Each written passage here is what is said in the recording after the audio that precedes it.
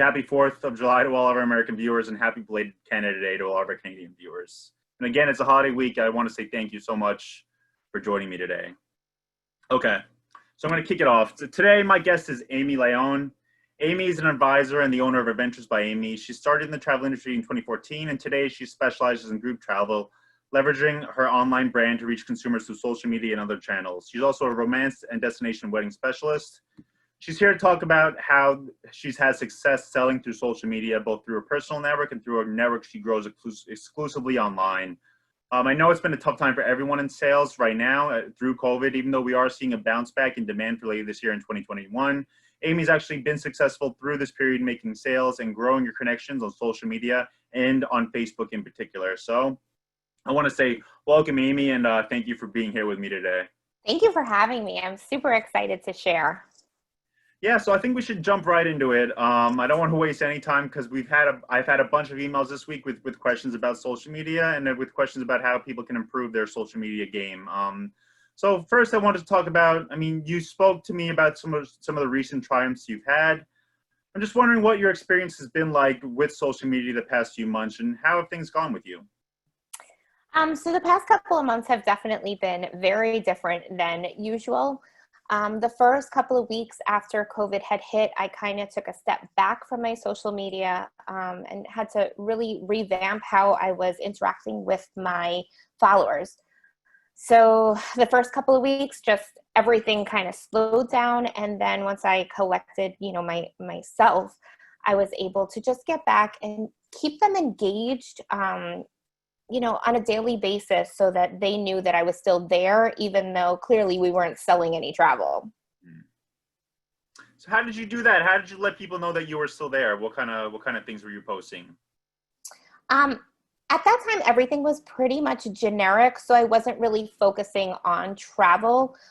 It was just to keep my engagement up. So I had posted a lot of the memes and graphics where it gave them an opportunity to engage. So anything that had an option of this or that, they're quick responses, so people only have to take 30 seconds to respond, but it keeps my algorithms up so that they're still seeing my content. Okay. And now I want to just mention that we talk about social media. There's a growing list of platforms on social media, but the one that you use the most it's Facebook, correct? It is 100%. Okay, and I know everyone sort of wants to talk about social media in general, but we're going to concentrate a lot on Facebook today. I do have some interesting stats about the other social media platforms and some of the growing social media platforms that I'll mention towards the end of the call, but I want to keep the concentration on Facebook right now. So can you talk a bit to me about your Facebook presence? I know you have your agency, Adventures by Amy. What do you do? Do you have a personal page and a business page? Do you have one page? What's sort of your social media strategy? I do. So I do have both. I have a personal page and a business page. I find that I get better engagement on my personal page. I'll duplicate a lot of my posts, especially if it's something business related, on my personal page as well as the business page, but the engagement level is much higher on my personal. And are your goals the same for both pages? I mean, I know your personal page, you have personal stuff on there too, but what are your goals, for your social media presence? For the time you put into Facebook, what are you hoping to get out of it? So, of course, I'm always trying to convert, perspectives into clients. With my business page, it is only business. So I'll post any group trips that I'm running, because the company is called Adventures by Amy, we do local adventures. So I'll post anything specific that we're running on the business page. With my personal page, I will post engagement posts before I post anything business related. But my goal on my personal page is really to engage my followers, whether they're personal, they are clients already. And I want to stay relevant. If you have clients that are booking once a year, I don't want them to forget about me for 12 months until they're ready to book their next vacation. That is a great point too. We have a question, I think this will be a short one, but do you accept all your clients on your personal page as well as your business page? Do you keep the list you have on your personal page separate, or is it sort of whoever you're going to make them connection? I absolutely do. So I accept all of my clients on my personal page. Even if I am just interacting with them and they haven't actually booked a trip, I welcome their, their friend requests, because I want them to see that I'm not, just a business. I am a real person. Yeah. So I mean, we talk about the pages you have. You have a personal page, you have a business page. So do you have a social media plan? I mean, I know we've gotten some questions in about sort of people who maybe aren't on social media and just don't know where to start. I mean, some people think that you should write a plan, which I think is good advice for certain people. But I'm wondering what's your strategy in it? Do you have a marketing strategy that you employ, or do you have something that maybe you sort of don't have an exact plan, an exact sort of step-by-step thing you want to do every day? I don't have a step-by-step plan. When it comes to that, I kind of wing it. Sometimes I'll grab a post that I see even on a client's page, just to engage people. But I find that my goal always is 10 minutes, 10 people once a day. So I will go out and I'll make sure that I'm interacting with at least 10 people. I take 10 minutes at the morning, in the beginning of my morning, and I just scroll through my feed and I'm either commenting or liking other people's posts, because with the algorithms, that makes sure that they see my post, in their own feed. Yeah, that is so 10 minutes, 10 people once a day. Once a day. Mm-hmm. I mean, I'm sure some more days more than others, you put a little more time in it, but that's all you do. It's 10 minutes, 10 minutes. 10 interactions once a day. Yeah. And that's not a huge time commitment, is it? Right. I mean, there are definitely some days where, I'm scrolling and there's a lot more good information that I want to, connect, but at least 10 minutes. Okay. So now so we had the time frame, and I want to talk about, I mean, what tools exactly you use on Facebook. What's your strategy on Facebook? Even if it's not a strategy you lay out, what things do you make sure you do every day? I mean, earlier in the week, you and me spoke about your strategy in Facebook groups, and I'm wondering if you could sort of lend your advice to the viewers on Facebook groups.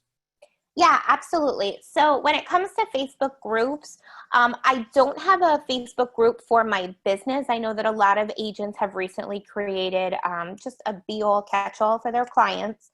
I find that for me, since so much of my interaction is on my personal page, I haven't created one of those. But I do create a group for every group trip that we're running, any local adventure that we're doing.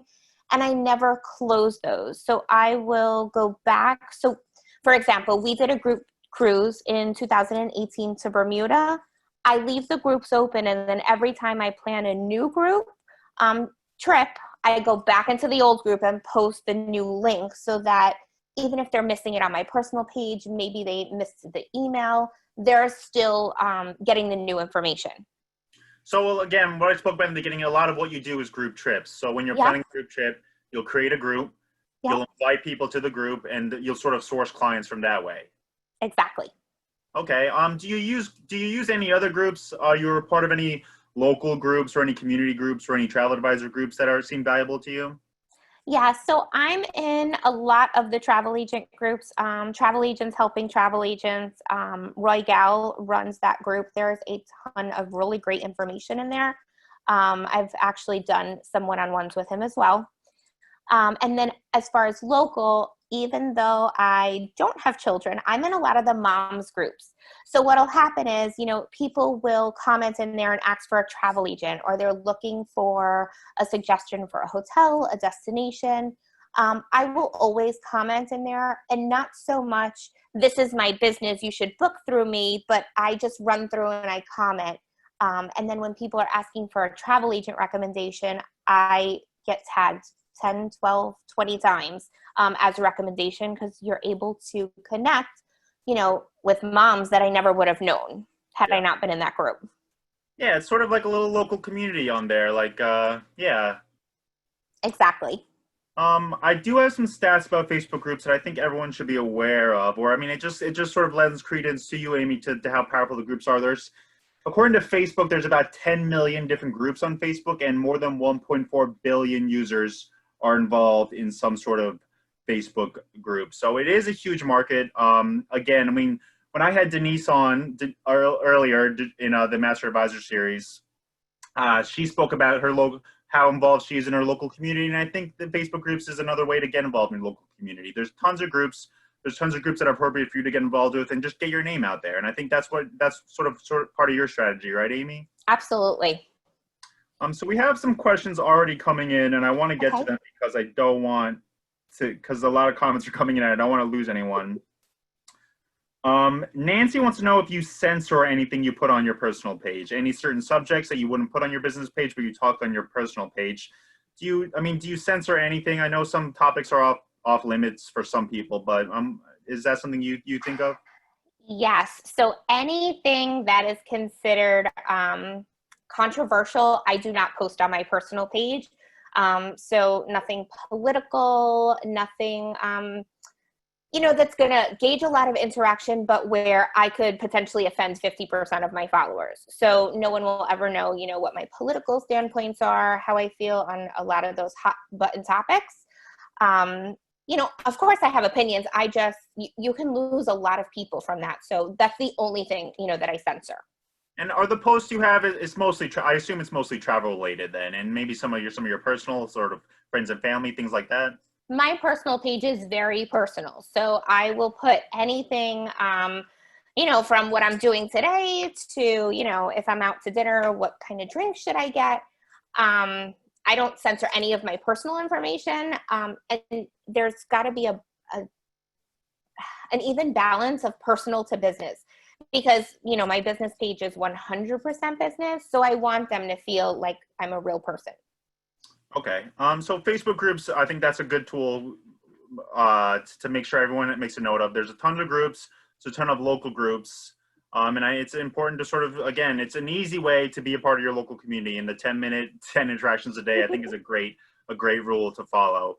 I'm wondering how consistent, or aside from your consistency, which we spoke about, what other stuff do you do to keep people connected besides post and sort of comment? Are there any other Facebook tools that you use to make sure your followers are engaging with you and are making themselves known to you and you known to them? So all of my posts that are on my personal page and even my business page, nothing is automated. So I know that there's a lot of companies that have where you can automate your post. There's Hootsuite, there's a few others. Everything I do is personal because I want it to be current and I want it to feel like a real conversation. Yeah. There's nothing wrong with using those apps, especially, if it's a time saver for you. But I find that my engagement level is bare bones when I'm using, an app that's posting to the page. I'm curious. I assume you do a lot of photos. Do you do videos? Do you do polls on Facebook? Do you do anything like that? Yep. So I actually have never gone live on my Facebook page. Oddly enough, I'm very uncomfortable being in a live atmosphere, so I don't post live videos. I will record a video and then post it, because then I can record it 17 times before I post it. And then another way that I keep and we had spoke about this, another way that I keep my followers engaged is that I let them vote on things.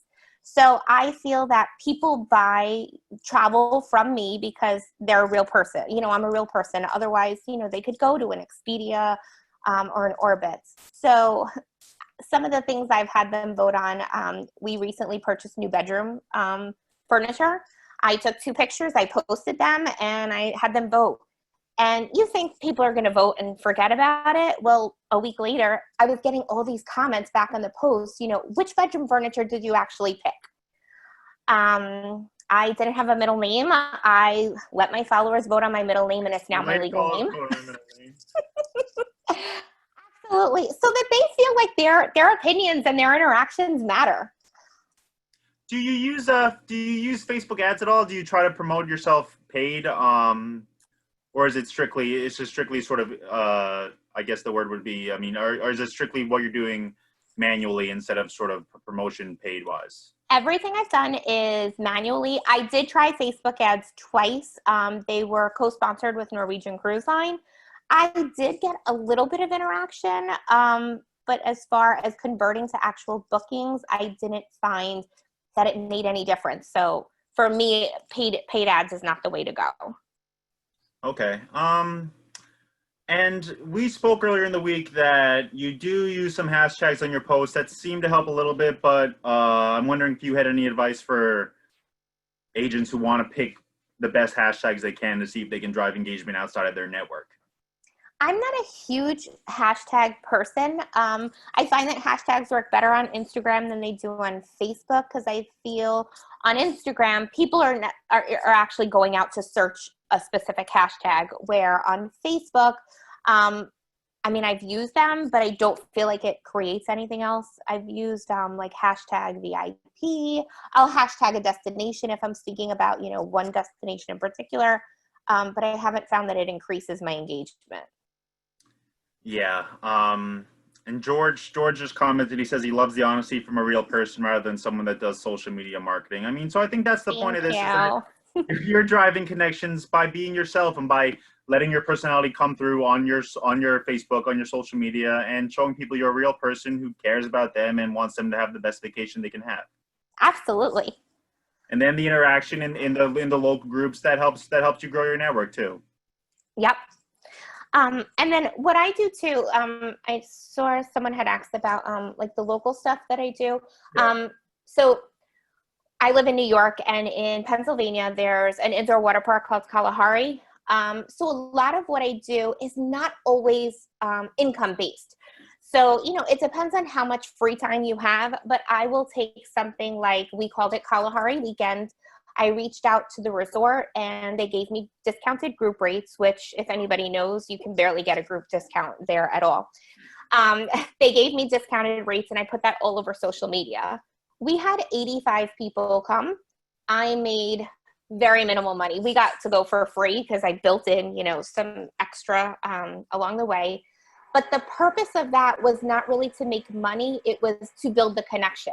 So we spent, 48 hours together. It was a lot of referrals, where people would say, hey, I'm going to Kalahari, you want to come? And then they got to see the engagement, how committed I was to it. And from there, I've booked vacations down the line. I'm wondering if you could quantitate how much of your sales, or, I mean, again, it might be difficult to do, but how much of your sales have come from social media? I mean, 10 minutes, 10 posts, or 10 interactions a day is not a lot of time, but it seemed to have led to a ton of success for you.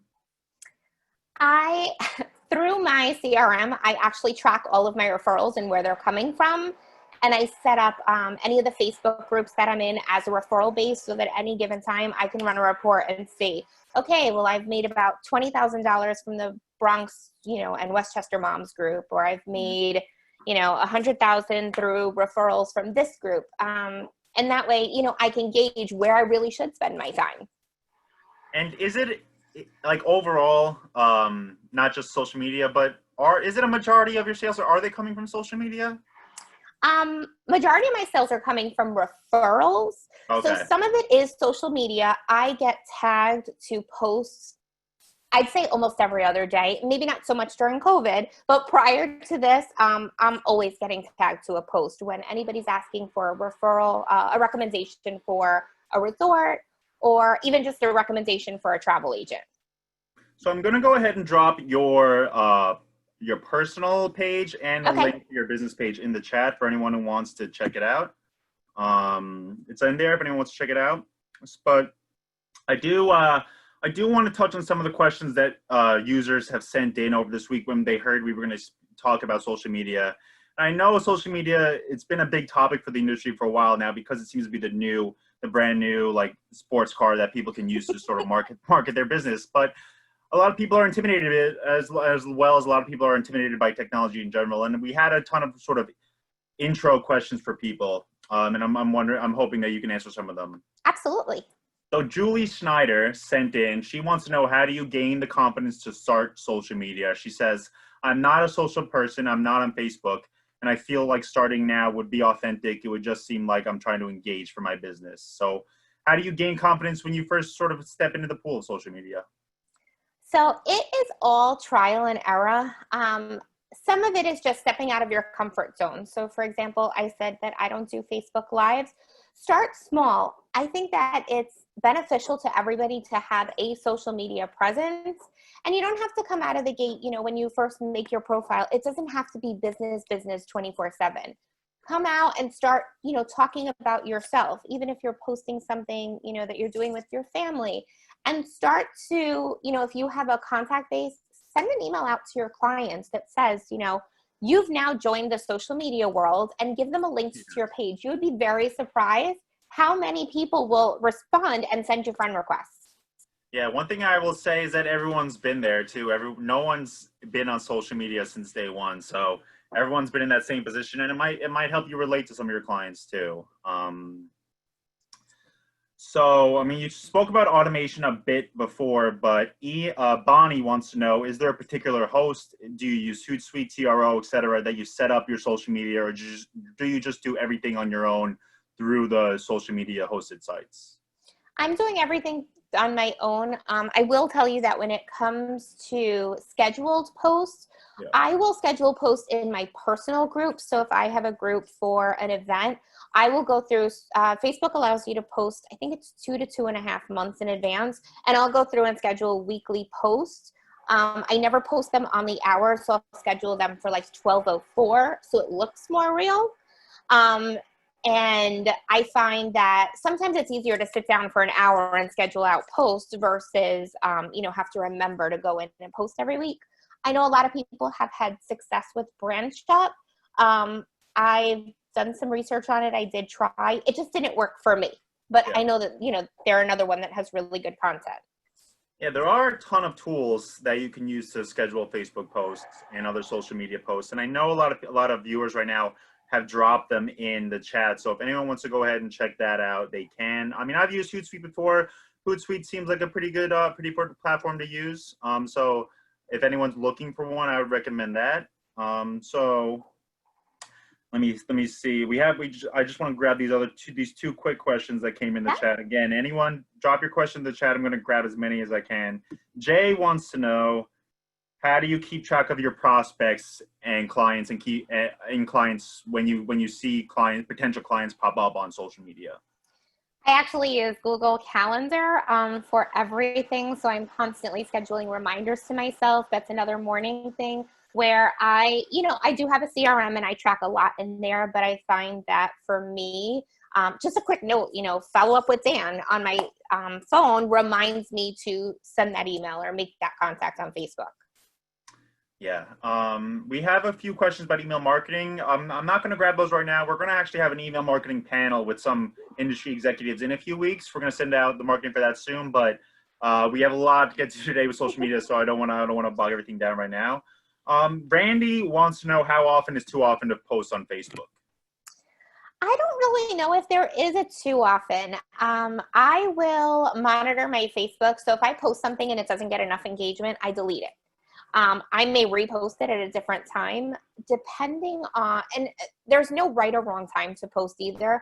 I think about myself. So if you think about, when people are most on social media, because I live in the city, people are commuting, on the train. So those early morning hours are great, lunch times, late at night. I don't even know if I have a specific number to tell you, how often I'm doing it. Yeah, we do have a bunch of people jumping in to say what they do, and it seems, again, from what you said, it seems not one size isn't going to fit all when you have this question. We have Tony saying he posts 3 times a day. Duncan says he posts once a day. Melissa says she posts between 5 and 10 times a day. So I think it's varying by you. You can sort of, it's trial and error, I think, is what's going to be the best strategy for people. I saw that Beth had a question. How do I make it seem chatty and casual? Not that I'm trying to sell something. Yeah. So for me, I never post pricing on my Facebook page. So for anybody that does go to my personal page, I actually just posted something, and most of my personal posts are private, but I did post something public so that you guys can see. 2 days ago, I posted just a video of Virgin Voyages, and you'll see that it had about 60 comments. All it said was, it was a link of the video, and it said, who wants to go to this private island with me? Everybody that then commented, I went back and tag them and put inboxed. And then I sent them the information about the cruise. The main reason for doing that is that I don't want somebody to see a dollar amount and say, whoa, that's too expensive. And then they move on. If I can engage them in a conversation, maybe Virgin Voyages isn't for them. Maybe they were looking for a family vacation and Virgin Voyages is adults only. But then I've made a personal connection and I, am able to totally twist the conversation and direct them where they need to be.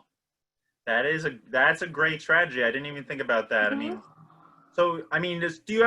say you don't post specific pricing, but do you ever post sort of promotions, but not with specific pricing, or deals, but not with specific pricings? Yeah, and it just depends on what's coming out. So I do a lot of work with Hard Rock. So like they had vouchers out recently. I posted the information about the vouchers, but again, like I have a deal, contact me if you're looking for this. But I very rarely even use the word deal because I don't want to be the person that's associated with the deal. When clients come to me and they're like, oh, and when I'm looking for a price range and they're like, oh, it doesn't matter. I don't have a budget. Everybody's got some kind of budget, but I don't want them to want to price match me to, Cheap Caribbean. I don't want to be the budget travel agent. I want to be, the relationship.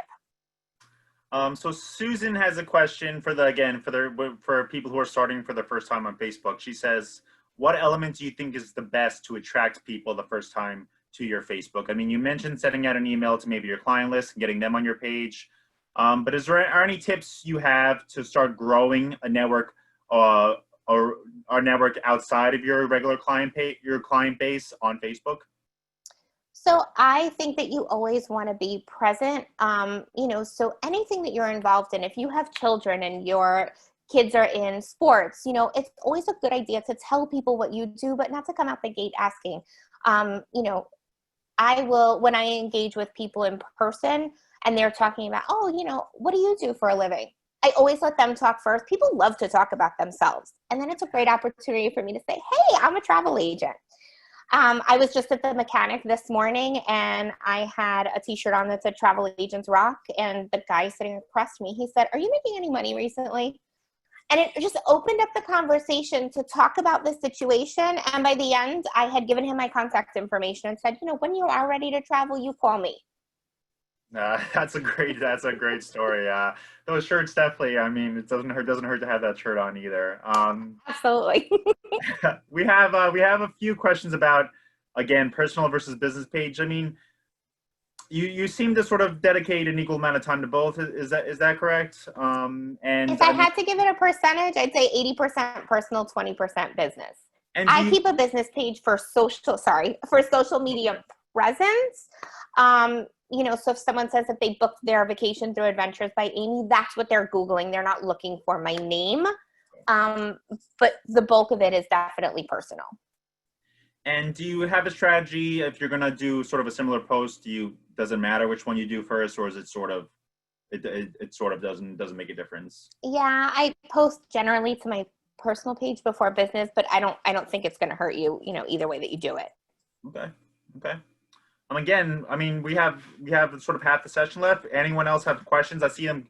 The comments are coming in pretty quickly today. I'm doing my best to keep up with them. So don't be shy. Post your questions. I do have a few more that came in during the week. Ian wants to know, and again, this might be a topic for our guest we had last week spoke about sort of hiring an administrative assistant. If that's something that people struggle with, an administrative assistant is possible. So if you want to look at the last week's video, it's on our training page. But Ian wants to know, what's your opinion on outsourcing your social media to somebody else?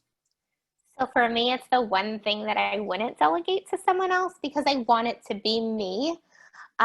Even in my 10 minutes, in a day, I'm not posting anything business. I'm going on to my followers' pages to see what I can interact with. Now's the time when a lot of kids have graduated.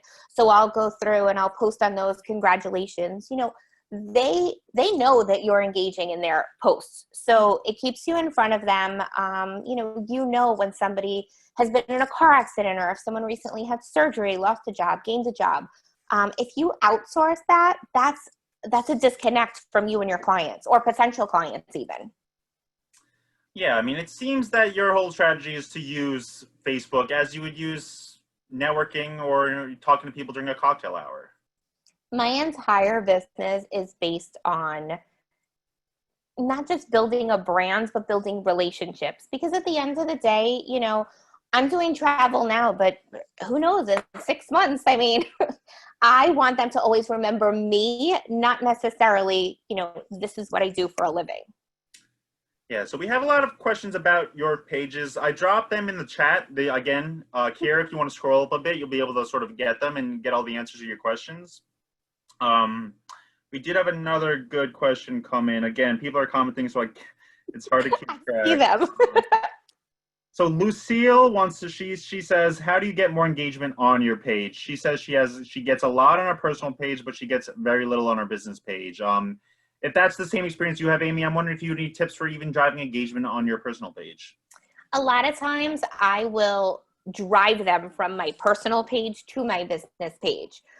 Because like you, I'm not getting as much interaction. I find that it comes up differently in their, even in their feed. So I will post on my personal page, hey, I just posted a poll on my business page. Make sure you go over there and comment. It does gauge a little more interest, but it's not as much, unfortunately. Yeah, it is interesting how people interact. And again, I mean, I think a lot of people are going to have to try to do some trial and error themselves and see what their audience prefers. I mean, I saw someone asking about corporate clients up in the chat box, and you do exclusively leisure, correct, Amy? Yes. Yeah. So I mean, again, that's going to be maybe the different platform. Maybe LinkedIn is the best platform for corporate clients, but yeah.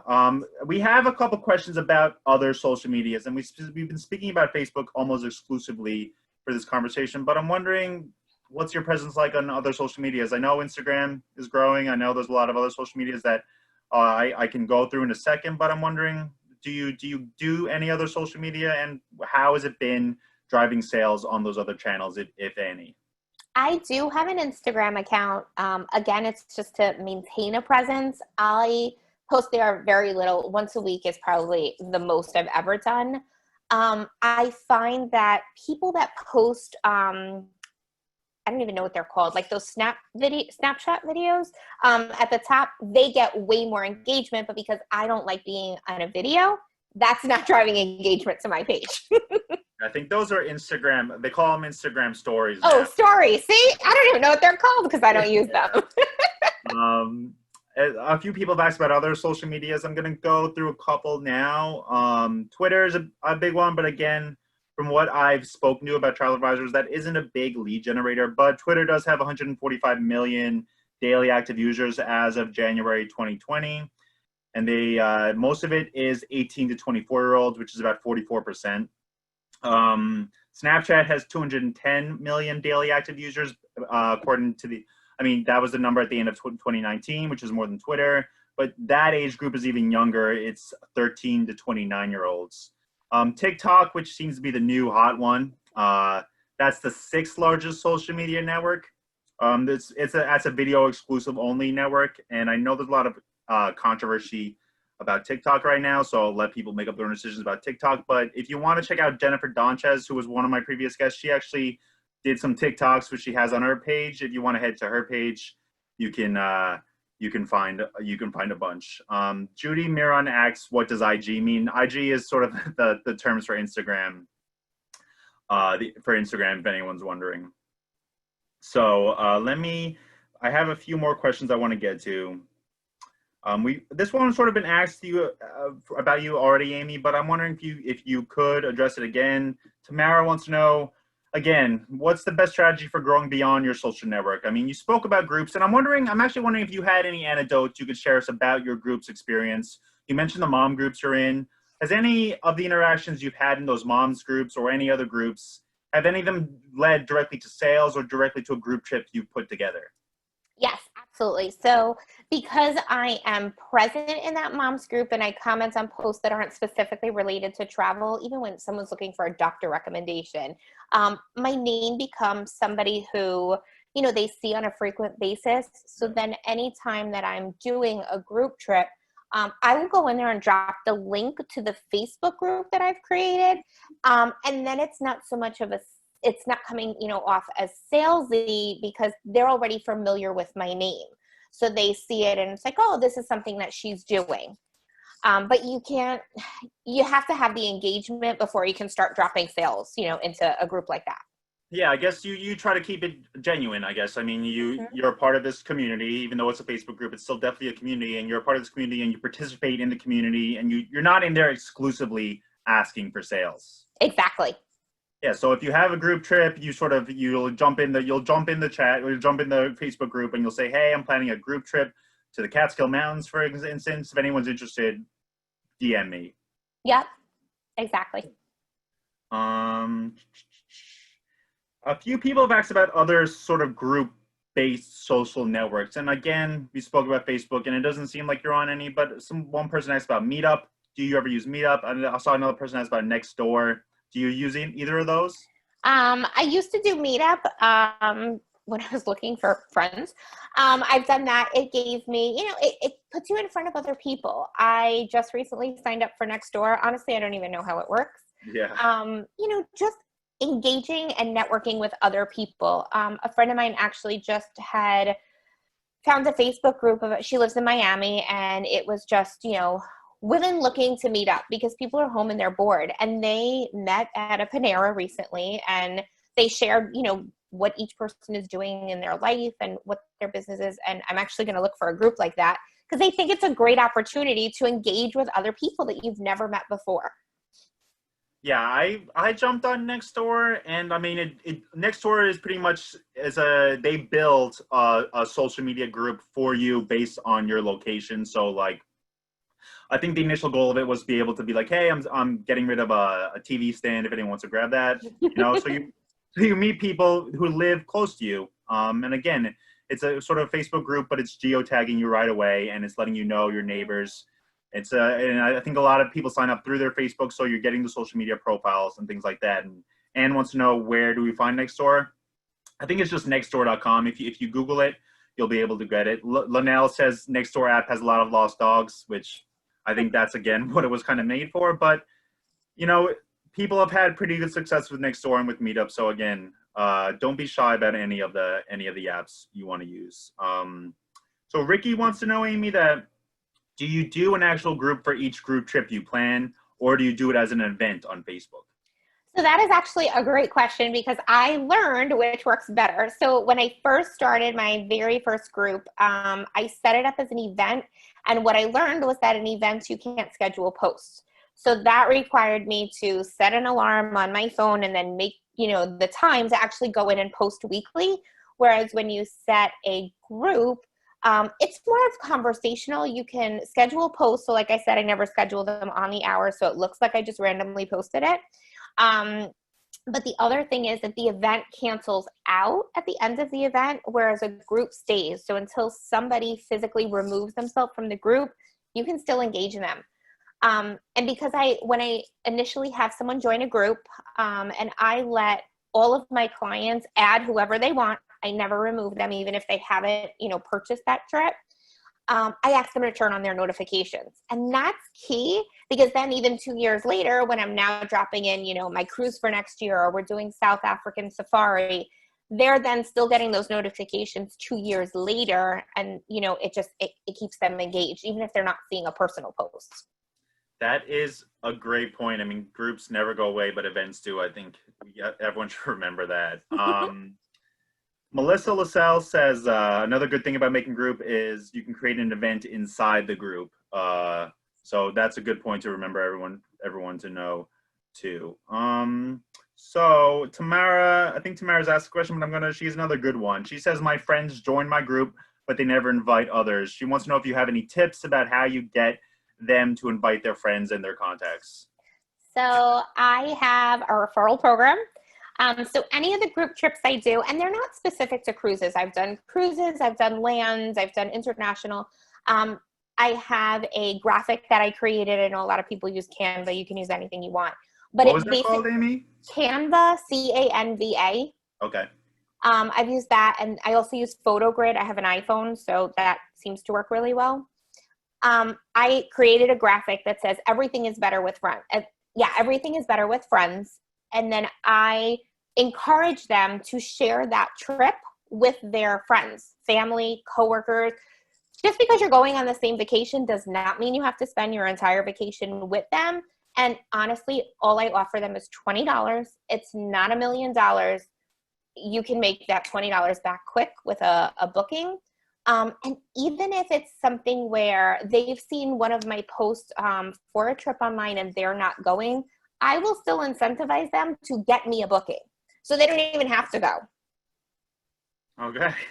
Okay. And a lot of people are jumping in the chat saying Canva is a great tool. So if anyone's looking for graphics, Canva looks like a good tool to go to. I know there's a ton out there, but Canva's a good one. And I know a lot of people are, I mean, Gail says she's again, the chat keeps jumping on me. Gail says she is, or no, Dana says she is creating events in a group and using them to invite former travel group members to virtual trips she's scheduling. So even now, when there's not a lot of ton of actual travel going on, virtual trips, it's another way you can use those groups.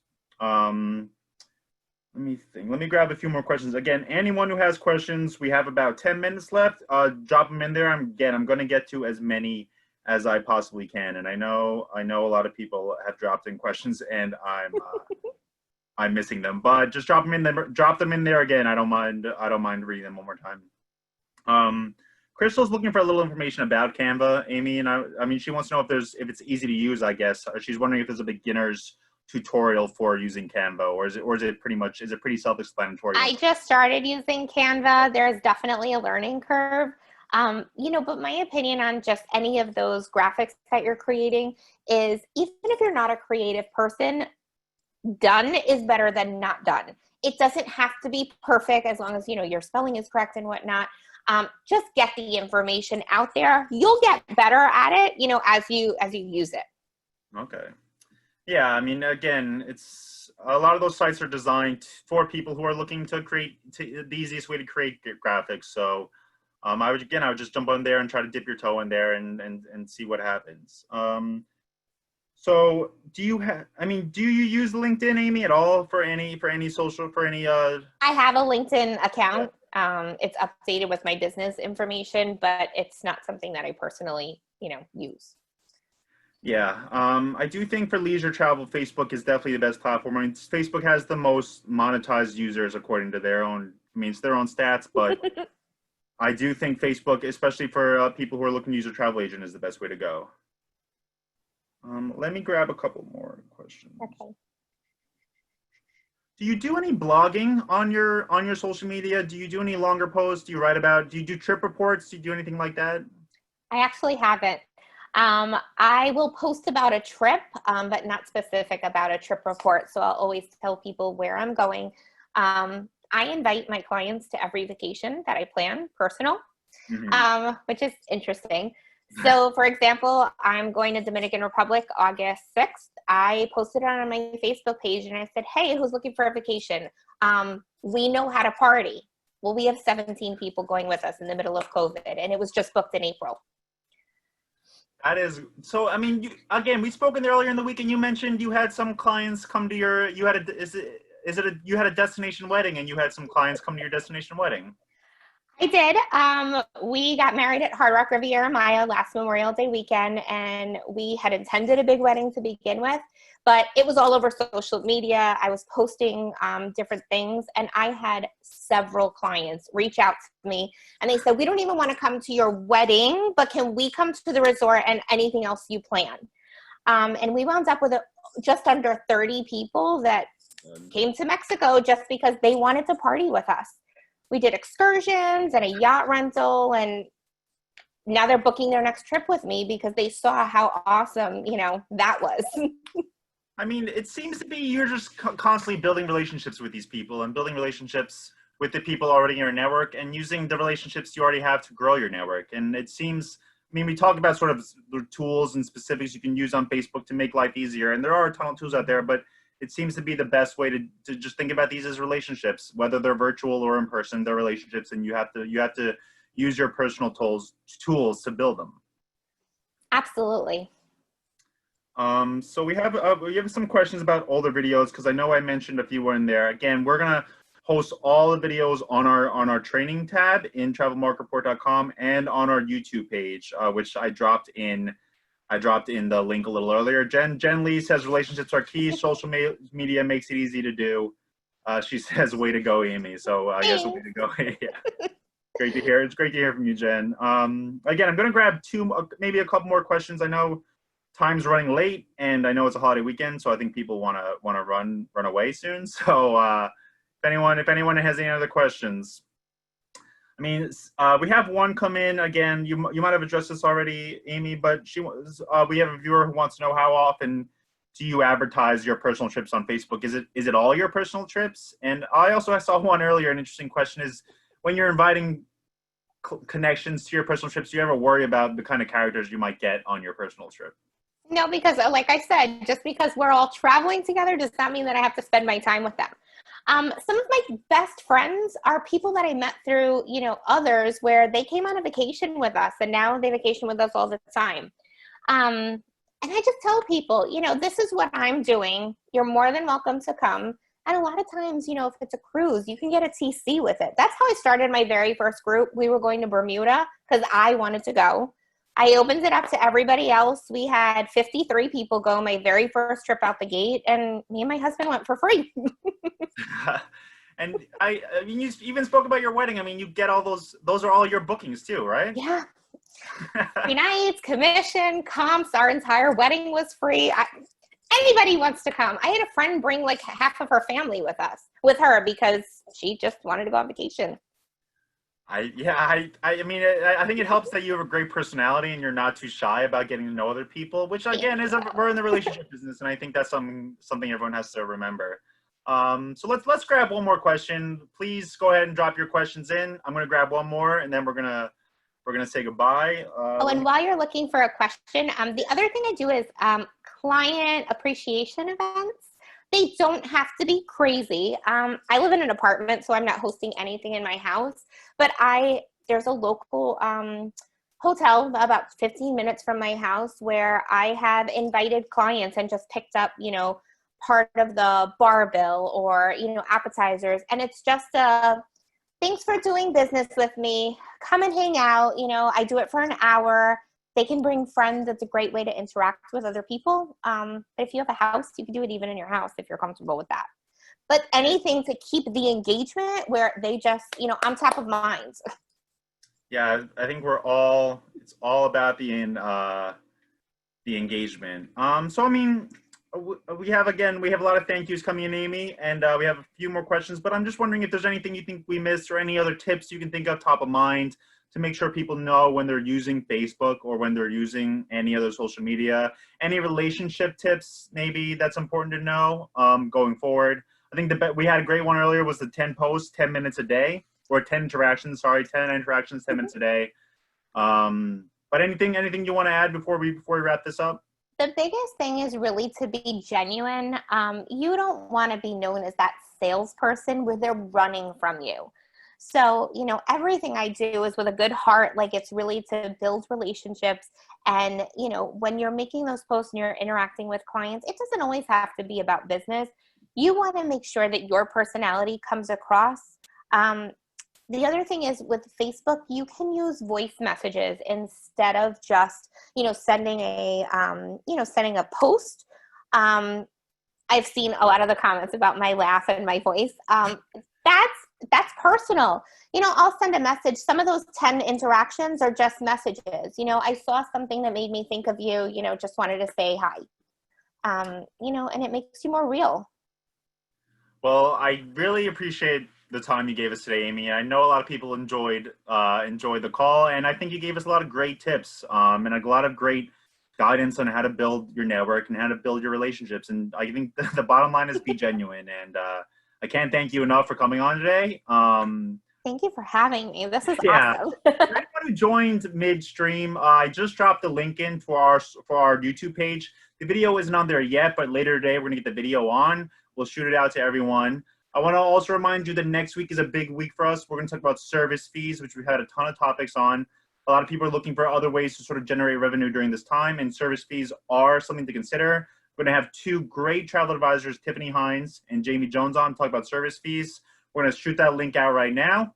And I want to say thank you for everyone for joining. Again, this is my 8th one doing these. I can't thank everyone who's lending me their time enough.